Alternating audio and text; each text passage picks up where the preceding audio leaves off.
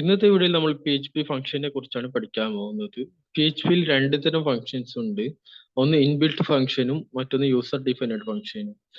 Inbuilt function എന്താണെന്ന് വെച്ചാൽ PHP already define ചെയ്തിട്ടുള്ള ഫംഗ്ഷൻസ് ആണ് ഇൻബിൽറ്റ് ഫംഗ്ഷൻസ്.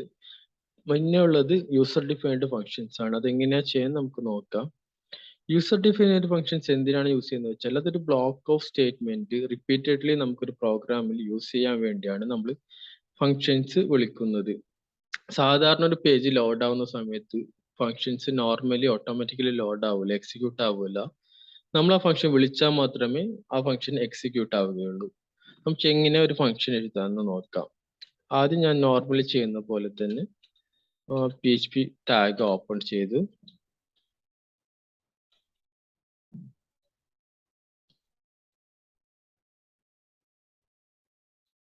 അതിനുശേഷം PHP ടാഗ് ക്ലോസ് ചെയ്തു. ഇതിനകത്താണ് നമ്മൾ ഫംഗ്ഷൻ എഴുതാൻ പോകുന്നത്. ഞാൻ ഫംഗ്ഷൻ MST എന്ന് പറഞ്ഞൊരു ഫംഗ്ഷൻ ആണ് ക്രിയേറ്റ് ചെയ്യാൻ പോകുന്നത്. ആദ്യം ഫംഗ്ഷൻ എന്ന് ടൈപ്പ് ചെയ്ത് ഫംഗ്ഷൻ നെയിം എഴുതുക. ഫംഗ്ഷൻ നെയിം നമുക്ക് എന്ത് വേണേലും കൊടുക്കാം. പിന്നെ ഇതിനകത്താണ് ഇത് ഡിഫൈൻ ചെയ്യാൻ പോകുന്നത്. എക്കോയ്ക്കകത്ത് ഹായ് എന്ന് പ്രിന്റ് ചെയ്ത് വരാൻ കൊടുത്തിട്ടുണ്ട്. ഓക്കെ, നമുക്കിതൊന്ന് റൺ ചെയ്ത് നോക്കാം.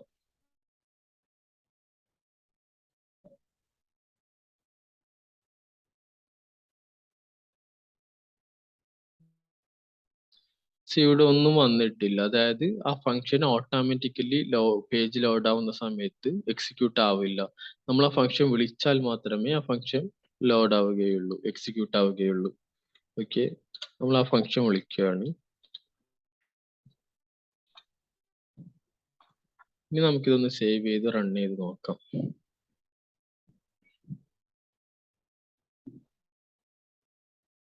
കണ്ടില്ലേ, ഹായ് എന്ന് വന്നിട്ടുണ്ട്. അതായത് ഫംഗ്ഷൻ എപ്പോഴൊക്കെ വിളിക്കുന്നുണ്ടോ അപ്പോഴൊക്കെ ആ മെസ്സേജ് പ്രിന്റ് ആയി വരും. ഓക്കെ, ഇനി നമുക്ക് ആർഗ്യുമെന്റ് വെച്ചുള്ള ഫംഗ്ഷൻ ഒന്ന് നോക്കാം. ഓക്കെ, ഞാനിവിടെ ഫംഗ്ഷൻ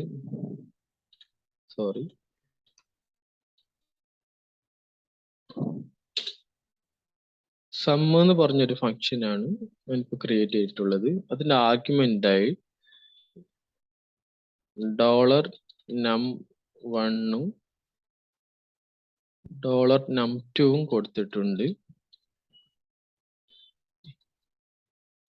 പിന്നെ ഈ $num1 num2 ആഡ് ചെയ്യാനുള്ള പ്രോഗ്രാമാണ് ചെയ്യുന്നത്, ഫംഗ്ഷനാണ് എഴുതുന്നത്.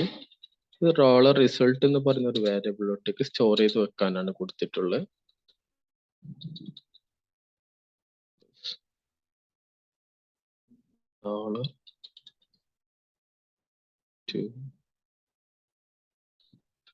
ഇതിന്റെ റിട്ടേൺ വാല്യൂ ആയി $result ആണ് വരേണ്ടത്. ഓക്കെ,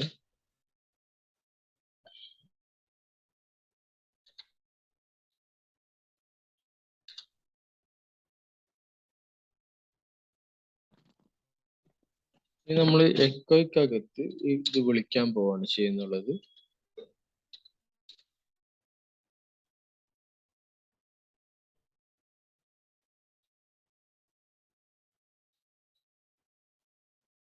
നമ്മൾ 2 നമ്പർ കൂടി പാസ് ചെയ്യുകയാണ്.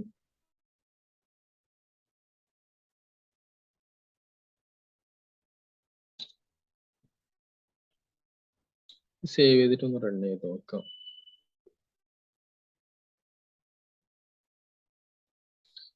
കണ്ടില്ല, അഡീഷൻ ഇവിടെ നടന്നിട്ടുണ്ട്.